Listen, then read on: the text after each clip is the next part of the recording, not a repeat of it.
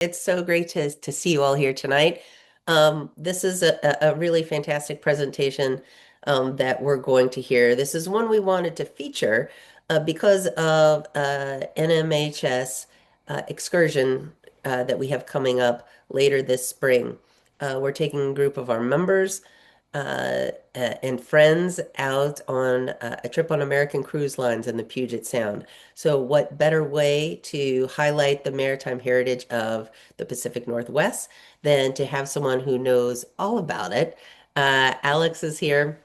Alex Gradwohl, as Heather said, is the program director of the Maritime Washington National Heritage Area. She's a public historian specializing in community-based preservation, interpretation, and heritage planning. She holds a BA in History and Classical Studies and an MA in Public History. She's played a key role in developing Maritime Washington's management plan.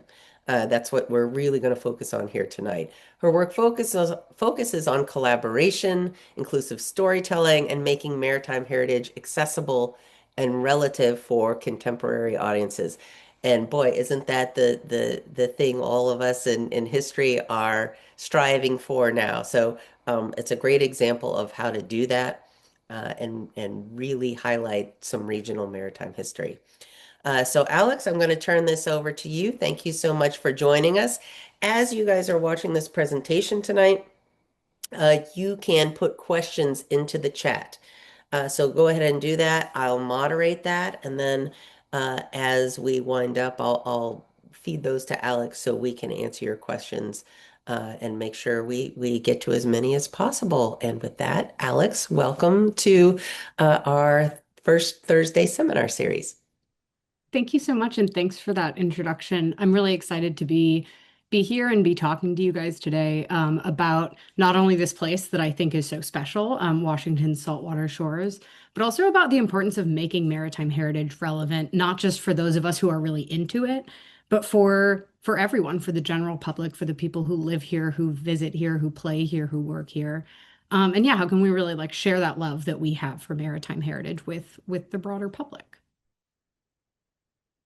So I will go ahead and share my screen. Can you guys see the screen okay? Can I get a thumbs up okay, awesome.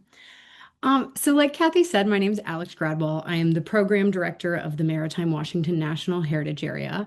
And I always like to start out by admitting that I am not like a born and bred maritime person. I grew up in Michigan originally and not the part near the water. So I did not grow up on boats. I did not grow up in like a sailing family. And I will proudly admit, like, I never used to think about maritime history at all.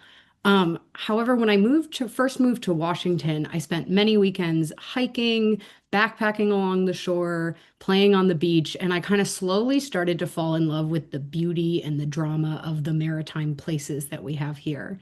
And then when I started working on the Maritime Washington National Heritage Area, I kind of very quickly fell head over heels for the people and the history that makes this shoreline so unique and so vibrant. This area that we have here and all over the country, right, where the land meets the water, it's a place where so much happens, where so much history has happened. And I think so many of people's personal histories and personal stories have happened. And it's a place where that is really critical to the identity and sense of belonging for so many communities and so many people. So they do say there's no zealot like a convert. And so I am here to sell you guys on this place that I think is so special, which is Washington's Maritime Heritage Area. And also introduce you a little bit to what Maritime Washington National Heritage Area is doing to celebrate this amazing place. So I want to start off with some context of of Washington State's maritime scene. Often I'm talking to people from Washington who are already bought into this. So I'm really excited to be asked to speak to a national audience because then I get to do some of the context setting and really try to sell you guys on what makes this place so special. So we'll start off with a little bit of a geographic overview for folks who have maybe never been here or aren't super familiar with this place. So as you can see from this map, from both of these maps, I should say, Western Washington is really a region that's defined by water. It's a super intricate and complex coastline with literally hundreds of harbors and inlets and peninsulas and island shores. And it ranges everywhere from the longest wilderness coastline in the lower 48, here along the western edge of the Olympic Peninsula, to uber developed waterfronts of major cities like Seattle, where I live, or Tacoma, or Bellingham, or Port Angeles. The surrounding lands around the shoreline are typically very mountainous. So you'll see here in the middle of the Olympic Peninsula is the Olympic Mountain Range, and then here, kind of along the eastern spine, is the Cascade Range. You can see some of the major geographic names on the map to the left, but a few that you're going to hear me use today, just as some orientation. The first is Puget Sound, which is this area here. And for those of you who are coming on the NMHS cruise next month, if you or in March, if you really want to sound like a local, I learned this when I moved here. Don't say the Puget Sound, just say Puget Sound. This is Bob, I think, called me out on this pretty early. Apparently, this is how you give yourself away as not being from Washington originally. So Puget Sound is this water basin here. And then also you'll see the Strait of Juan de Fuca, which is between the northern edge of the Olympic Peninsula and Vancouver Island. And then kind of up into British Columbia, you see the Strait of Georgia. These three areas are collectively often referred to as the Salish Sea. So if you hear that word, that's what they're referring to there. Some other major geographic features are the Olympic Peninsula here. If you've ever been to Olympic National Park, that takes up a really big bulk of the interior of the Olympic Peninsula as well as that coast. And then not labeled, but this kind of protuberance coming out into the middle of Puget Sound here is Kitsap Peninsula. So those are kind of two major geographic features. There's also, as you can probably see here, hundreds of islands throughout the Salish Sea, both on the the US side and on the British Columbia side. And this includes the San Juan Island group, which includes over 170 islands, and Whidbey Island in the center, which is one of the longest islands in the continental US at 55 miles in length. Okay, so that's kind of your geographic overview, gives you a sense of where we're talking about. Now I'm going to attempt to cover like thousands of years of history in less than 10 slides. So buckle up. Please forgive me in advance for the many important things that I'm skipping over here, but I really just want to give you some context for the larger story of this region. So in terms of natural history, as you probably saw from this map, this is like a very complex coastline with a lot of intermingling of fresh and salt water and mountains and sea. And like so many other places in the US, it's really glacial in origin. So Puget Sound and the surrounding waters were formed by at least 7 advances and retreats of ice sheets over the past 2 million years that created the largest fjord system in the lower 48, which is Puget Sound. Now, these glaciers carved incredibly deep waters. So Puget Sound averages about 230 feet deep, which is more than 10 times the average depth of both San Francisco or Chesapeake Bay. We've also been really influenced by the fact that we're on the Pacific Ring of Fire. So the coast is on the Cascadia subduction zone with lots of volcanic activity and submarine earthquakes. And it also means this region is kind of bordered by a number of major volcanoes. I think one of the more famous ones, of course, being Mount St. Helens, but also Mount Rainier and then Mount Baker, which is pictured here. Altogether, this has created a really fertile and vibrant ecosystem with a number of key and really iconic, well-known species, including our 5 species of salmon and the ever popular orca, the southern resident killer whale, which hopefully you have been lucky enough to see at some point if you've been visiting Washington. Now, human history in Washington state begins with Native Americans, who still to this day maintain a really strong and vibrant presence in the region. So, Native people have lived, as they say, along these shores since time immemorial. And in many indigenous stories from the region, history begins with the creation of the water and then the mountains and the land surrounding it, which was followed soon after by the creation of animals and people. And the archaeological record really backs up these stories, these oral histories that describe a long human history in this area, showing signs of potential human inhabitation along the Strait of Juan de Fuca for more than 12,000 years. So tribes along Puget Sound and throughout the mid-Pacific coast are mostly affiliated with the Coast Salish cultural and linguistic groups, which generally speak a dialect known as, or different dialects of Lushootseed. But you'll also find some different language and cultural groups in the region. So, for example, the Makah people of the Northwest Pacific coast, kind of the very tip of the Olympic Peninsula, are more closely related to First Peoples on the southwest tip of Vancouver Island in BC, and they have their own language group. And then the Chimicum language group is also found on the coast of the Olympic Peninsula. All of the first peoples of this region, though, were and are continuing to be very water centric. So diet staples include fish, especially salmon, shellfish, seaweed, marine mammals, including for people on the coast, the Makah tribe, whale hunting, and octopus. And there's a Coast Salish saying that when the tide is out, the table is set. And I think that really speaks to like the abundance of the marine environment here, and the importance that it had and still has for Coast Salish diets. So most coastal people traditionally lived in villages at the edge of the water, and winter structures were mostly plank houses built out of cedar, which is obviously very common here. For those of you who watched the lecture, I think it was 2 months ago on the Haida Canoe Project, similar ecosystem, kind of similar longhouse structures, not exactly the same, but definitely some similarities. So that was where folks tended to live in the winter. And then in the summer, people traveled widely by water to follow salmon, harvest berries, hunt, and conduct trade.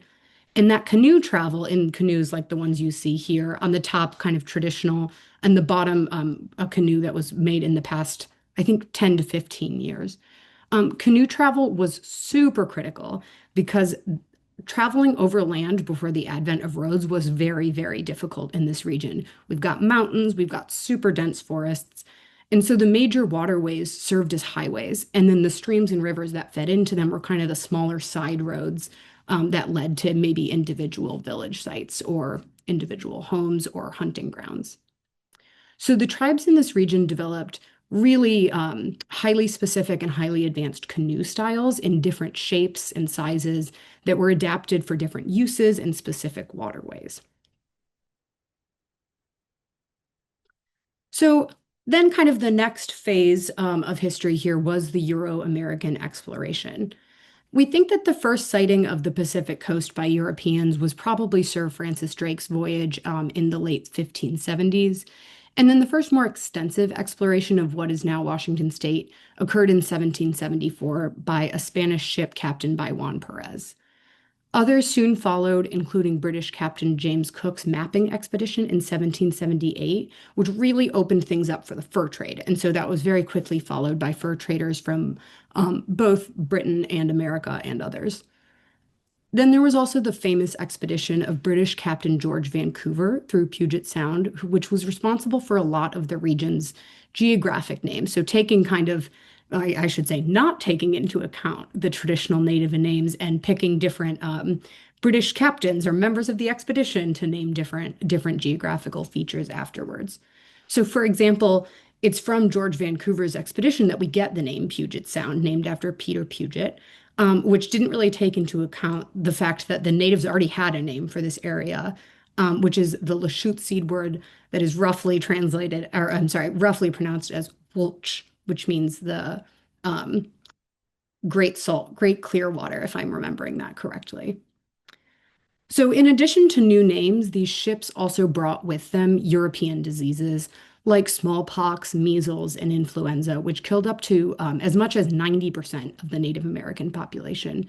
And again, those of you that attended the lecture on the Haida Canoe Project a few months ago, they saw similar levels of devastation there. And so that obviously was a huge hit on the existing canoe cultures, but it wasn't the end of it, certainly.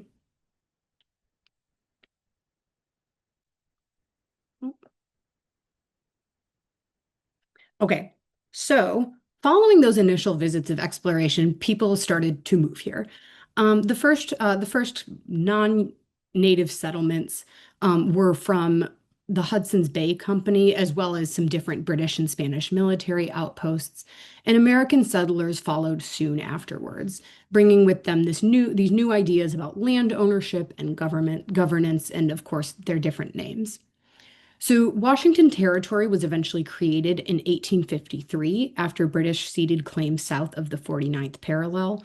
And then the 1850s then saw a very quick succession of treaties with the Native American tribes in this region, wherein the tribes ceded their traditional lands in exchange for certain promises and reservation lands, but they importantly also reserved the rights to fish, gather, collect shellfish, and hunt at their usual and accustomed grounds. So keep that in the back of your mind. That one's going to come back in importance later in history. So after Washington Territory was created, there was a very quick economic and population growth along the water. The economy was based a lot on timber products that were shipped by sea. So even if some of the logging was happening more inland, it was all being shipped out by sea to places like San Francisco and throughout the rest of the West Coast to really like build up these new cities of the West Coast.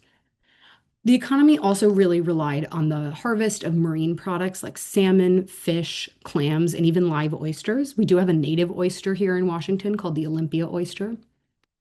And in the late 1800s and early 1900s, seafood processing and canning also really took off as industries. So, with all this industry, with all this resource extraction, shipping traffic absolutely exploded. And port cities like Seattle, Tacoma, Everett, Port Angeles, and Aberdeen boomed. The Pacific coast around the Olympic Peninsula during this time became famous for its many shipwrecks. You may have heard of the entrance to the Columbia River in southern Washington, referred to as the graveyard of the Pacific, because of the number of shipwrecks that were going on during this time. So, unsurprisingly, this also led to the development of many lighthouses and light stations. We have over 2 dozen lighthouses in the National Heritage Area to this day. So during this time, most towns and settlements crowded around the shores to take advantage of these water highways because overland travel remained still pretty difficult. And most of the major settlements and towns and cities in Western Washington to this day do remain on the water or on major rivers that feed to the ocean. At the same time, these marine dependent industries attracted immigrants from all over the world. So that includes, but isn't limited to, Hawaiians and other Pacific Islanders who were first recruited by trading companies like the Hudson's Bay Company. A lot of Scandinavians were drawn to this area by the fishing industry. And then Chinese, Japanese, and later Filipino workers moved to Washington in pretty high numbers to work on railroads or in canneries. I should say, amongst other things, of course. So at this time, the US Navy also starts taking a key interest in Washington State as a strategic location. And that starts happening as early as like the 1840s. And then beginning in the 1870s, the War Department really starts developing an extensive system of coastal fortifications to protect the US from attack by water. So these big, large coastal fortifications were built to protect key locations, and most of them were actually built on the same sites where Native Americans had had strategic lookouts and defensive locations. So you've got these really cool layers of history at these sites, and most of these fortifications like are still there. You can still go check them out. Actually, a lot of them are even state parks, so there's a ton of public access, which is really cool. Other major military installations were built and remain throughout the region, including major bases in Everett, on Whidbey Island, near Tacoma, and throughout the Kitsap Peninsula. This includes the Puget Sound Naval Shipyard, which you can see kind of an aerial of pictured here. That's in Bremerton, and that has served the American fleet for more than 100 years. It repaired 5 of the 6 surviving battleships of Pearl Harbor and now plays a major role in decommissioning nuclear submarines. So, very cool site. That one does not have a lot of public access, unsurprisingly, but they do have a great museum right next to it that you can go visit if you're ever in Bremerton. And it's now been recognized as a National Historic Landmark. So some very cool Navy sites still remaining out here, still in active use as well. So the development of the water highways also continued to play a big role in this region. So from the 1850s through the 1920s, a swarm of privately owned steamships, which were known collectively as the Mosquito Fleet, because one journalist described them as numerous and as noisy as as a flock of mosquitoes, took over Puget Sound, taking residents and goods from basically everywhere to everywhere. It was really how everyone got around this region. So by the 1950s, with the advent of automobiles, These had been consolidated under a few major companies, including the Black Belt Ball Line, which still operates a private car ferry from Port Angeles to Victoria. These consolidated companies were eventually bought out by the state of Washington in the 1950s, who still to this day operates the state's ferry system. You can see on the bottom here a image of one of the Washington state ferries. And today, the state of Washington operates the largest and most utilized public ferry system in the country. It's just really like a part of daily life for many people to hop on a ferry to get to work, to go see your family, to go on a hike. It's pretty cool. Highly recommend taking a Washington State ferry if you have the opportunity to do so. So that brings us to today. Like I said, fast historical overview there. Today, more than 4 million people live within 10 miles of the shore in Washington State. Our ports are major shipping hubs for international trade. The military maintains a really large presence, especially around Puget Sound. And today, tribes and the state of Washington co-manage all of the fisheries in the state. So you might recall I say that it said that in the 1850s, tribes retained their rights, reserved their rights to fish at their usual and accustomed grounds. And this, thanks to a landmark decision in the 1970s called the Bolt decision, led to tribes not just having the right to fish in their usual grounds, but also co-managing the health of the fisheries with the state to ensure that there are actually fish in the fisheries where they have traditionally gathered their food. The maritime industry employs nearly 70,000 Washingtonians, and environmental groups, as well as I should say local government units, have really been doing a lot of work to help restore the habitat, the ecosystem, especially often focused on salmon and orcas, as our southern resident killer whales are now a critically endangered species. Tribes from all over the Pacific Northwest and beyond gather for an annual tribal canoe journey, where each tribe starts at their home base and then they take their canoes and slowly make their way to one central location, which changes every year based on which tribe is hosting, for a big day of, or I should say, probably a week of cultural celebration of the canoe culture. And that's been a really wonderful revitalization of that culture for modern day tribes. There's also dozens of annual events and festivals to celebrate maritime culture. If you are a wooden boat nerd, you have probably heard of Port Townsend's Wooden Boat Festival, but there are multiple wooden boat festivals in this region. Bellingham has an annual sea feast that's a favorite for all seafood lovers. And Olympia, if you are a tugboat person, Olympia Harbor Days is probably already on your radar for their famous tugboat races. So basically, what I'm trying to say with all this is that Western Washington remains a place that's very centered around the water, where the sea is very enmeshed with our everyday life, even if not all residents are aware of it, and are aware of the major impacts it has on them. And that's part of what, we want to do is we want to make people more aware of the ways in which their lives are very dependent on the sea and on our maritime culture and heritage. So to give you some more flavor of the kind of maritime sites that we have here, I want to share a few examples. And if I thought it was difficult to summarize all of our maritime history in less than 10 slides, it was way harder to pick just like 4 sites to sell you guys on and to share with you today. So this is just a random smattering of some interesting maritime heritage sites we have here. So the first, and all, I should say, all of them are cheating because all of them are kind of multiple sites in one.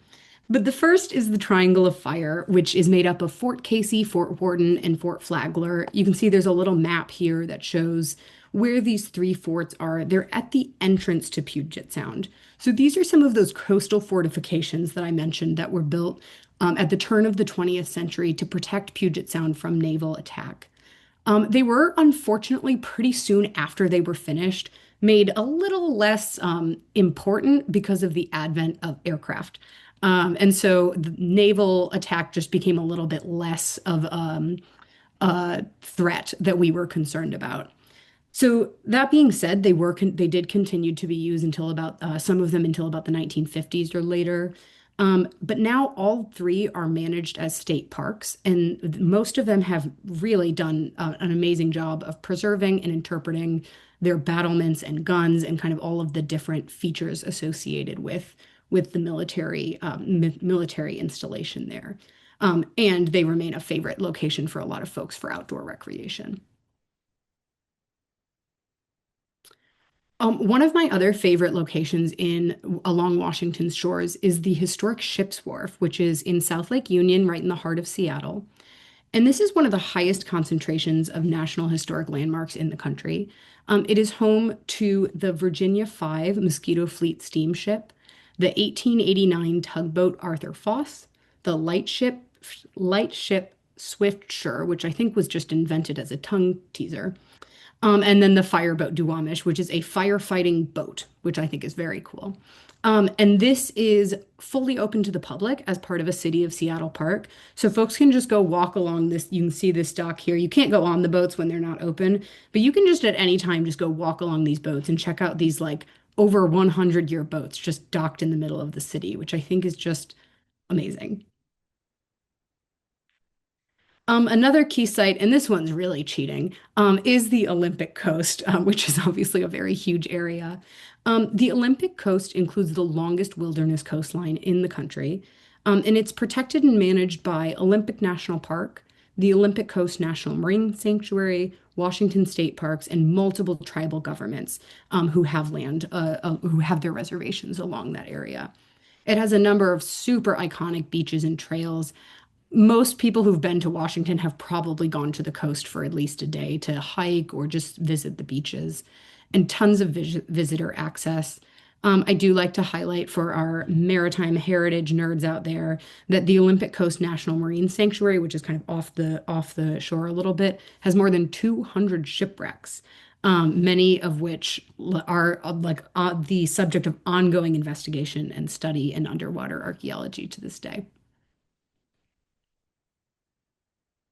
So one last key site to highlight, and again, this is kind of a multiple in one, is the Macaw Museum and the 13 plus other tribally run museums throughout the region.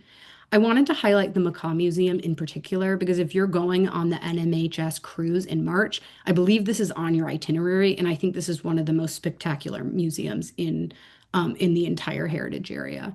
So the Macaw Museum is owned and operated by the Macaw tribe in Nia Bay, which is on the very, very northwestern tip of the Olympic Peninsula. It houses 300 artifacts that are over 5,000 years old, including artifacts from the Ozette archaeological site, which is a village site along the coast that was covered by a mudslide. So it was incredibly well preserved. The artifacts that they have from there are just astounding. It also features exhibits on macaw whaling practices, and whaling is kind of unique to the macaw tribe amongst Washington tribes because they would hunt whales from canoes, and in fact still do occasionally when they are able to get the right permits to do so. So you can see kind of in this picture, and if you go in person, these like giant canoes from which they were actually hunting whales, which is just kind of mind-boggling to think about. So, lots of context. All of that context brings us to the program that I work for that I'm here to share a bit about today, which is the Maritime Washington National Heritage Area. So, to sum it up, the Maritime Washington National Heritage Area is a region-wide program that exists to help preserve, share, and celebrate all of the history and stories and heritage that I've just touched on here. I also want to take a moment here to share how we define maritime heritage, because it is, of course, a bit of a squishy phrase, and I'm sure a lot of people define it differently. We at the outset decided to define it very broadly as the tradition and culture of all the ways that humans connect with and interact with the sea.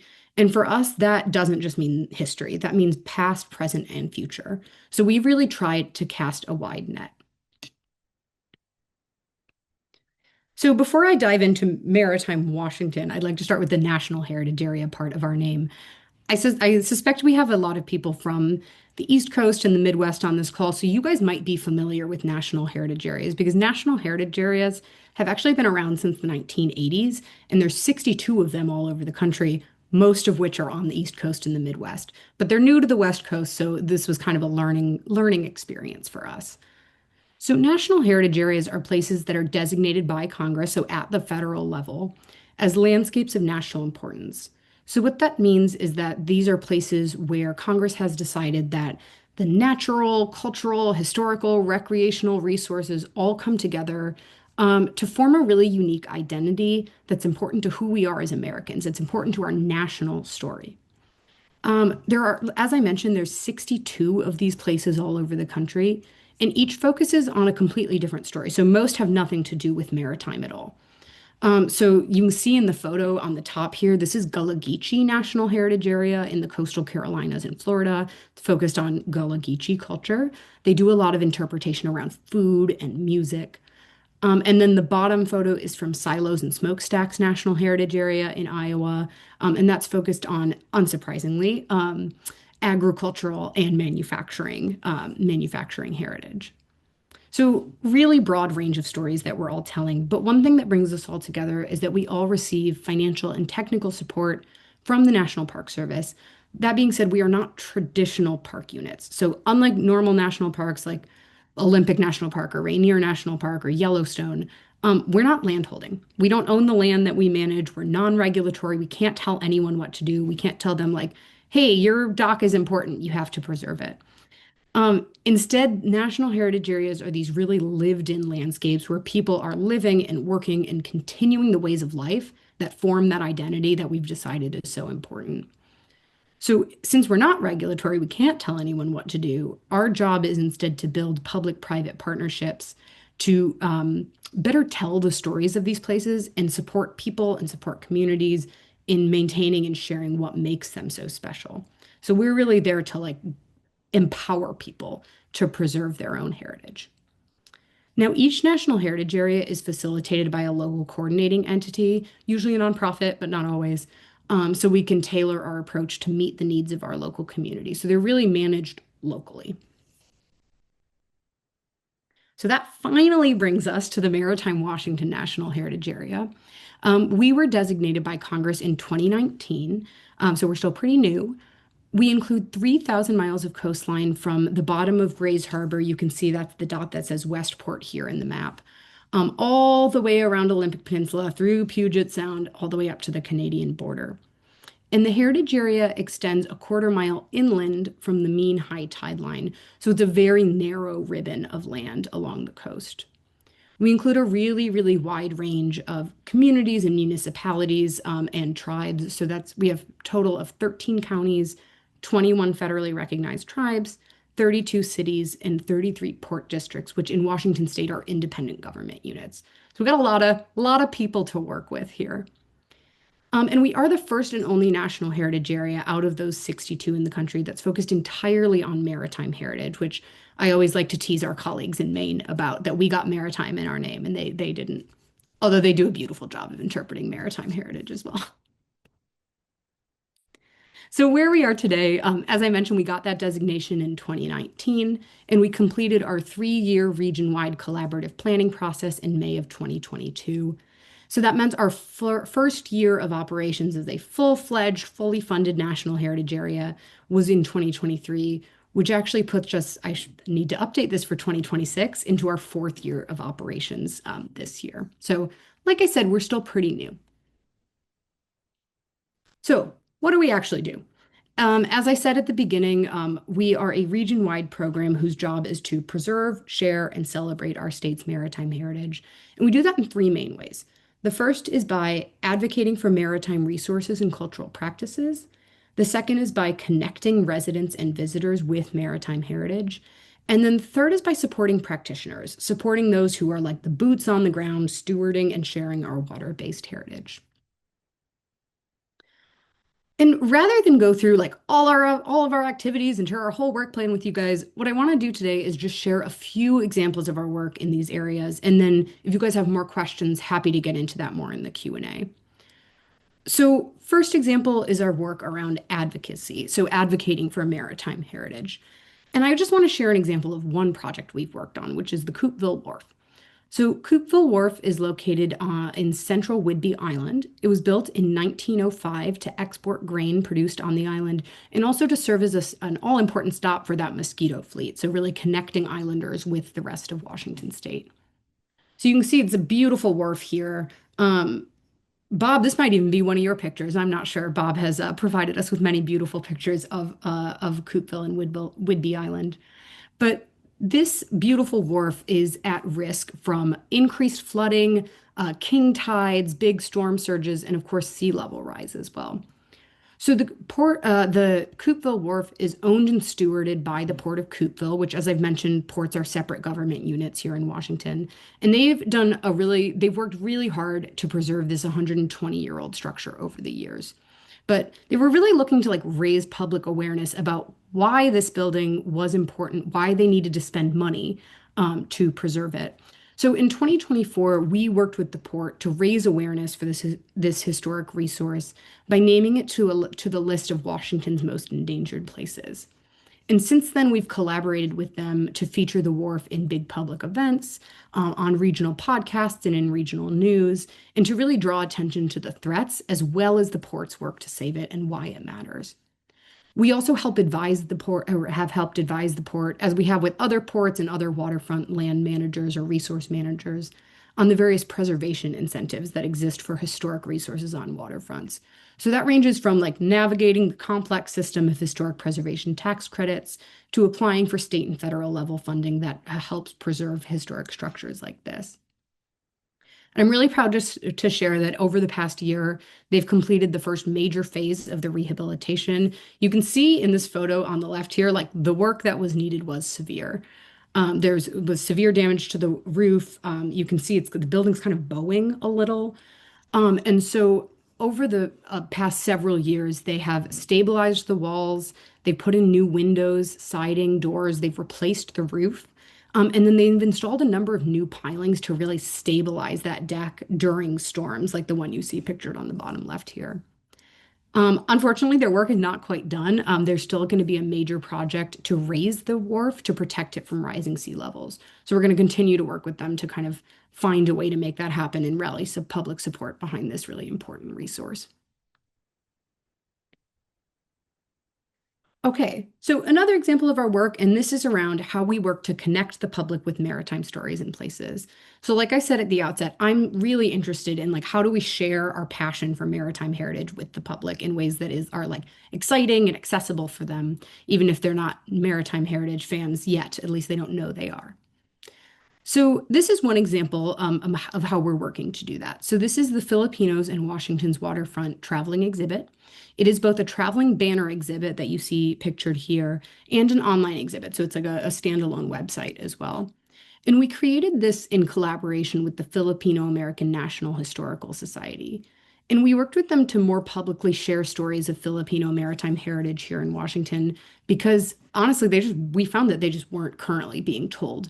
They weren't really out there. And also, this organization doesn't have their own museum, so we couldn't just work with them on an exhibit. So we kind of put our heads together and figured out like, what if we make a traveling exhibit that can go to museums, can go to festivals. Actually, you see here, this is a ferry terminal. We just put this in the Seattle ferry terminal and it was up here. So if you were waiting for your boat, you could come look at all these banners and learn something while you were waiting for your boat. So this is, I think, a great example of one of the ways that we work to both surface news stories and to bring interpretation of maritime heritage to more public venues and really increase awareness. For those of you that are going on the NMHS cruise in March, if you have a day in Seattle, you can go catch the exhibit at the Center for Wooden Boats, which is in South Lake Union, right near that historic ship's wharf. So you can do kind of a 2-for-1 there. So another way we're working to connect the public with maritime heritage is by creating a tribal guide to maritime Washington. So this is an ongoing project. I unfortunately don't have anything quite yet to share with you because it is very much still in the works. But we have a postdoctoral fellow who's been with us for about a year and a half and will be with us for about another year, piloting this project with the Suquamish and Squaxin Island tribes. And what this is going to be is a new website featuring tribal perspectives on maritime heritage. So it'll have videos, it'll have sites that you can visit, it'll have travel guides, it'll have stories that are vetted by the tribes or written by the tribes about their own maritime stories. And we're really excited about that. That'll be launching in summer of 2026. So do keep an eye out for that. I think that'll be a really great new resource for the region. And one last way that we worked or that we've worked over the past few years to connect the public with maritime stories is by putting a live interpretive ranger onto Washington State ferries. So this past summer, we partnered with Washington State Parks and Washington State Ferries to bring a live interpretive ranger to the ferry routes that go between Anacortes and the San Juan Islands. We figure you got a captive audience, you're in the middle of a maritime space, why not learn something while you're there? So Ranger Kathy, who you see kind of pictured on the top left there, was on the ferry for about 30 days, and it had over 1,200 meaningful interactions. So interactions of like 5 minutes or more, with families, with kids, with individuals, with people who were going to the islands for the first time, or with people who lived there who wanted to learn something new. And I think this was a project that I was really proud of because I think it just does it's a very clear way to raise awareness of maritime history and maritime stories in a public place where people already are. They don't have to go seek it out. We meet them where they're at, which I think is really important when you're trying to get people do education about history. So, last but not least, I want to share a little bit about our work to support maritime heritage practitioners. And the main way that we do this is through the Maritime Washington Partner Network. So, we've created a formal network of 50 plus cross sector partners. Basically, any organization, nonprofit, small business, government unit who does maritime heritage work in some capacity can sign up to be a part of this network. And all that you need to do is agree to work together to connect, strengthen, and increase appreciation for our state's maritime heritage. And we found that not only is this a really great way to connect people with each other and reduce some duplication to spread good ideas, but it's also a very effective way for us to provide services and resources to people. So we facilitate field trips where we go to different museums, go on different boat cruises, and talk about how to share maritime heritage in a compelling way. We host workshops, we host networking events, we facilitate scholarships to attend trainings, and we do a lot more to just like support the people that are, again, really doing that boots on the ground work to preserve and interpret maritime heritage. So that is all I have prepared for you guys today. Really interested to see what questions that you have. But just wanted to flag before I stop sharing my screen a few ways that you can learn more or get involved. Highly encourage you to sign up for our monthly newsletter and check out our website where you can explore stories and travel tips and maps and itineraries. Really just like learn how you can get hands-on with maritime heritage here in Washington. And of course, I'll put this in the chat as well, but definitely encourage you to follow us on Facebook or Instagram if you're on one of those channels. And if you work in maritime heritage in the state of Washington, check out our partner network. We are always welcoming new folks to the fold there. So with that, I will stop sharing. I think I kept it to about the correct time there. You But did. I yeah, mean, you were right on the money, Alex. Thank you awesome. so much. This is also very interesting, and I can't wait to see this in person on our cruise and the 20 or so people who are going to be coming with us on that, plus a full boat of people, of course. Um, Lots of great feedback on the presentation.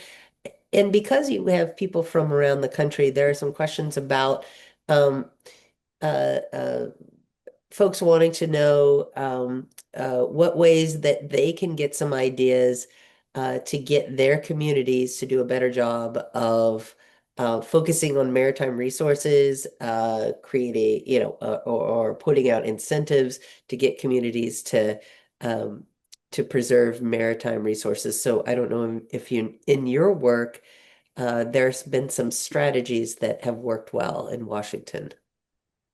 I was very lucky to come into this work after the National Heritage Area was already created because that took 10 plus years of advocacy to Yeah. get the National Heritage Area created. And frankly, the movement to create it came after a number of very important and beloved historic maritime resources and vessels like the Wawona and the Kalakala were lost. Hmm. And so, unfortunately, I do think, one way to focus attention on an issue is by losing something, right? And then like that can really galvanize people behind it. A few national resources I would point out is there is a National Maritime Grant Program Yes. that I believe is run through the National Park Service. I suspect you guys know about that. Yes. We, I know that that has funded some preservation projects throughout the country. And then there's like Save America's Treasures has also funded things, but so there is some national funding out there. Um, but unfortunately, there's not enough, right? Like there's not enough No. funding out there to fund the like preservation of historic resources, the preservation of our working waterfronts, like as working waterfronts. Yeah. And I unfortunately don't have a great answer for that because that's something we struggle with too, even with, of Yeah. course, this National Heritage Area. And um, another question here about climate change. You mentioned that in your presentation. Has that affected the status of, historic properties, or how things are designated?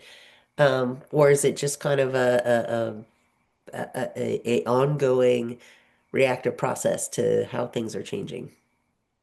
I can't say that it's impacted like the status or how things are designated, but it is certainly impacting the longevity of a lot of the our coastal historic properties. I mean, sea level rise is something that we are struggling with out here. I know it's hit the East Coast and it's hit the Gulf before us, and so Washington is a little behind on that, but we are definitely starting to see the impacts of that. Um, in I think it was the winter of 24 we saw some really intense king tides, which were caused by these like sea level rise plus more intense flooding and more intense storming, and a lot of really like fantastic historic resources flooded. And so actually just last year, my organization we did a series of webinars on historic preservation and coastal flooding, everything from like how do you assess your risk to how do you pick the right adaptation plan and how do you get the permits to actually do the work. And we just last week launched a grant program. It's a sub-granting program from thanks to some funding from the National Park Service to help adapt historic structures to the impacts of coastal flooding. Um, so yeah, it is absolutely something we're dealing with out here. I think a little later than some Yeah. of our colleagues on the other coasts, though. Yeah. And your funding, just for clarification, there was a question. Your Mhm. funding is largely through the National Park Service, or that's one avenue. Yeah. Yeah. So all national heritage areas receive annual funding. It's technically a separate line item in the congressional budget. It's called the Heritage Partnerships Program, but it is administered through the National Park Service. Okay. And that is, for us at least, that is the bulk of our funding, but we are required to match every federal dollar with local dollars or local in-kind contributions. Yeah, that's smart. That's smart. And so the partners that you're working with, how are they identified? Do they self-identify or do you recruit? How does that process work?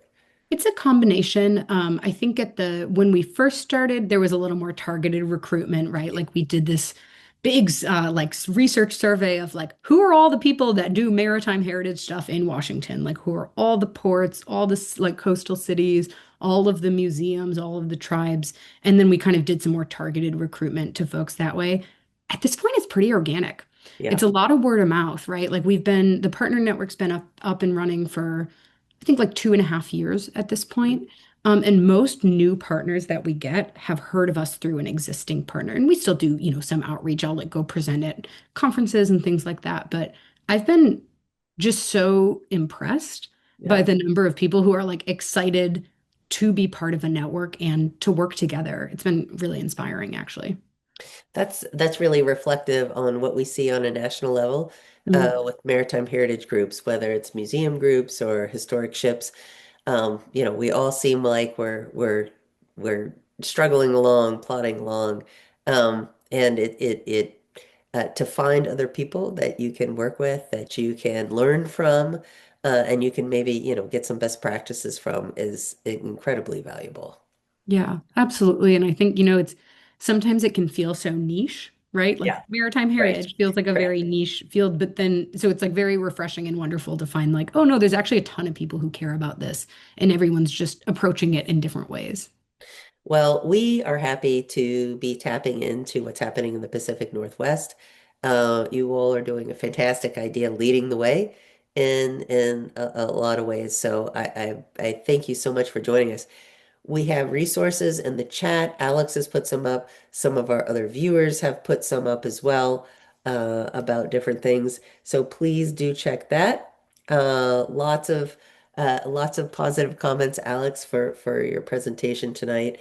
Um, Thank you very much for you all. If you're enjoying this, we have another one. This is a first Thursday seminar. So our next seminar will be February 5th, and it's going to be Dr. Charles Niemeyer, who is the former chief historian for the U.S. Marine Corps. His talk is on the Marine Raid in of the Bahamas on March 1st, 1776. So of course this is a big year, 250th for a lot of our Revolutionary War maritime history. So we're going to incorporate that into what we're doing as well this year. But Alex, thank you so much. And I look forward to seeing those of you who are joining us on the cruise in Washington. This is the first of what we hope are going to be many trips that we'll be doing, not just to the Pacific Northwest, but to around the country, different maritime heritage areas. And I wish you all a good evening. Alex, thank you again. Thank you so much for having me. This was really a pleasure. All right. Good evening, everyone.